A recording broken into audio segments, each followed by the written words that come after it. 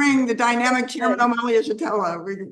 It's just such an honor to be able to bring the very dynamic and brilliant attorney Leonard Goodman, who has fought for us, who wrote the amazing motion to dismiss, and who has been there for us publicly in so many different forums. So just really want to welcome you, Attorney Leonard Goodman. If you don't have your camera on, please put it on and speak to us. Right on. Thank you, Comrade Penny.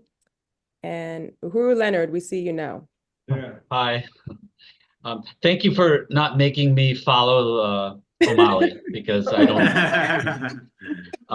Yeah, my name is Leonard Goodman. I'm an attorney here in Chicago. I'm also a big advocate for free speech and the right of dissent, which is the main reason why I agreed to take this case, and I'm doing it pro bono. I'm blessed that I'm able to do that. I represent Penny Hess. And, in recent years, we've seen a rise in censorship of Americans who criticize government or its corporate partners.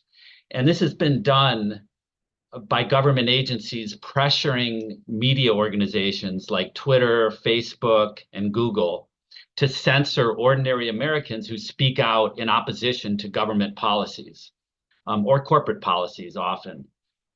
And this case takes the censorship of free speech to a new extreme level, in that the government is literally trying to jail its critics, and that's 3 members of the African People's Socialist Party.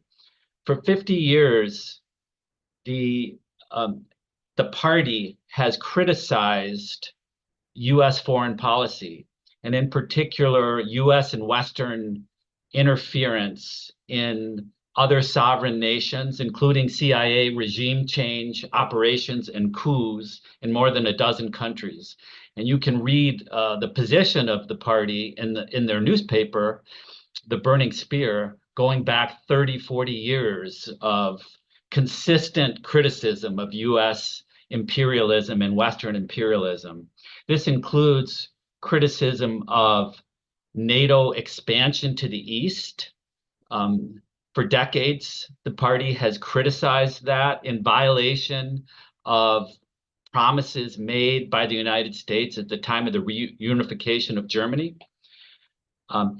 This party has consistently criticized U.S. involvement of the coup in 2014 that overthrew the democratically elected government of Ukraine and replaced it with, as expressed in the Burning Spear paper, a US-EU puppet regime in Kiev. And the party has also criticized arming Ukraine to the teeth in order to provoke Russia. So this is a long-standing opinion of the party, expressed time and time again. After the February 2022 Russian invasion of Ukraine, the party continued to oppose U.S. interference and the sending of arms to Ukraine.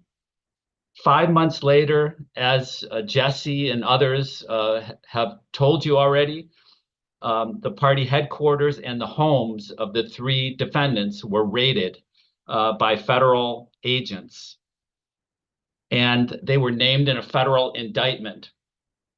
The pretext for this federal prosecution is that Chairman O'Malley Yeshitela became an agent, allegedly, of Russia after traveling to Moscow in 2015 to attend and participate in a conference sponsored by the anti-globalization movement of Russia. The charges in this indictment are laughable. The defendants have had similar views on all of these topics for decades. They didn't change because the chairman participated in a conference in Russia. The overt acts in the indictment all involve the defendants expressing political views through published articles and in the Burning Spear paper and public speeches. I've been practicing law for more than 25 years. I've never seen an indictment that directly targets political speech. which is really my motivation for coming into this case. And the indictment alleges that the defendants are spreading Russian propaganda and disinformation. And in the motion to dismiss that Jesse told you about, that we filed, we point out that the views expressed by Chairman O'Malley and the other defendants are identical to the views expressed by well-known public intellectuals, such as Columbia University professors Jeffrey Sachs, University of Chicago professor John Mearsheimer. In response to this argument, the government says, well, the term disinformation can also refer to truthful information if that information aligns with Russia. This is incredibly dangerous. So basically, disinformation is whatever the government doesn't like, even if it's truthful information, even truthful criticism of the government policies is considered disinformation if it aligns with Russia or aligns with some enemy of the United States. This is a dangerous attack on the right of all Americans to criticize their government. And I should add, a couple things about why these defendants were targeted. First of all, they're also longtime critics of the FBI. And they have publicly blamed the FBI for harassment and assassination of Black leaders such as Martin Luther King Jr., Marcus Garvey, W.E.B. Du Bois, Paul Robeson, and Fred Hampton. Also, the likely reason why these defendants were targeted here is because the ordinary censorship